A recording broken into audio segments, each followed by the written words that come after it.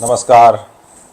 अग्नि पुराण से आज एक सर्व रोग हर औषधियों का वर्णन इस नाम का एक अध्याय है और उसमें हम सब के काम की कुछ बातें हैं जो आयुर्वेद के साथ संबंध रखती है, हमारे अपने शरीर के साथ संबंध रखती है।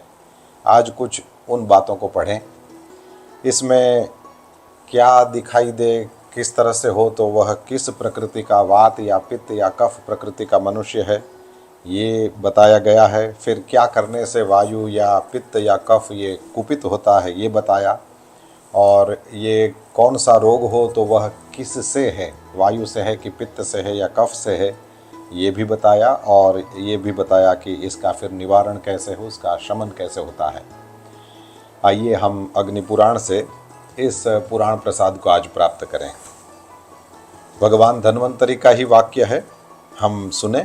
जो स्वभावतः दुर्बल, थोड़े बाल वाला, चंचल, अधिक बोलने वाला तथा विषमानल है, जिसका अनल अग्नि विषम है, और यानी जिसकी जठराग्नि कभी ठीक से पाचन क्रिया करती है और कभी नहीं करती, तथा जो स्वप्न में आकाश में उड़ने वाला उस तरह से दिखाई दे अपने आप को जिसको, वह वात प्रकृति का मनुष्य है। समय से पूर्व ही जिसके बाल पकने लगे या झरने लगे, जो क्रोधी हो, जिसे पसीना अधिक होता हो, जो मीठी वस्तुएं खाना पसंद करता हो और स्वप्न में अग्नि को देखने वाला हो, वह पित्त प्रकृति का है।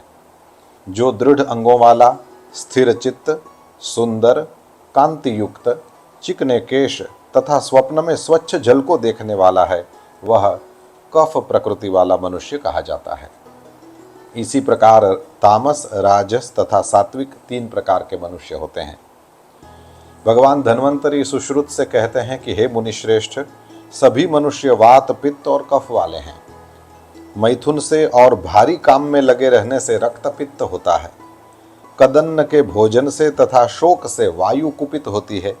फिर धन्वंतरि भगवान कहते हैं कि हे सुश्रुत, हे द्विजोत्तम, जलन पैदा करने वाले पदार्थों तथा कटु, तिक्त और कषाय रस से युक्त पदार्थों के सेवन से, मार्ग में चलने से तथा भय से पित्त प्रकुपित होता है। अधिक जल पीने वालों, भारी अन्न भोजन करने वालों, खाकर तुरंत सो जाने वालों तथा आलसियों का कफ प्रकुपित होता है। उत्पन्न हुए वातादि रोगों को लक्षणों से जानकर फिर उनका शमन करना चाहिए। धन्वंतरि भगवान कहते हैं कि हड्डियों का टूटना या व्यथित होना, मुख का कसैला स्वाद होना, मुंह सूखना, जंभाई आना तथा रोएं खड़े हो जाना, ये वायुजनित रोग के लक्षण हैं। नाखून, आंखें एवं नस नाड़ियों का पीला हो जाना, मुख में कड़ुआपन प्रतीत होना, प्यास लगना तथा शरीर में दाह या गर्मी मालूम होना, ये पित्त व्याधि के लक्षण हैं। आलस्य, प्रसेक माने मुंह में पानी आना, भारीपन, मुंह का मीठा होना, उष्ण की अभिलाषा माने धूप में या आग के पास बैठने की इच्छा होना या उष्ण पदार्थों को ही खाने की कामना, ये कफज व्याधि के लक्षण हैं। स्निग्ध और गरम गरम भोजन करने से, तेल की मालिश से तथा तैल पान आदि से वात रोग का निवारण होता है। धन्वंतरि भगवान कहते हैं कि घी, दूध, मिश्री आदि एवं चंद्रमा की किरण आदि पित्त को दूर करता है, और शहद के साथ त्रिफला का तेल लेने से तथा व्यायाम आदि से कफ का शमन होता है। और अंत में कहते हैं, सब रोगों की शांति के लिए भगवान विष्णु का ध्यान एवं पूजन ये सर्वोत्तम औषध है। भगवान धन्वंतरि जिन्होंने यह ज्ञान दिया, यह प्रसाद दिया, उनको प्रणाम। आप सबको भी प्रणाम। आज इतना ही।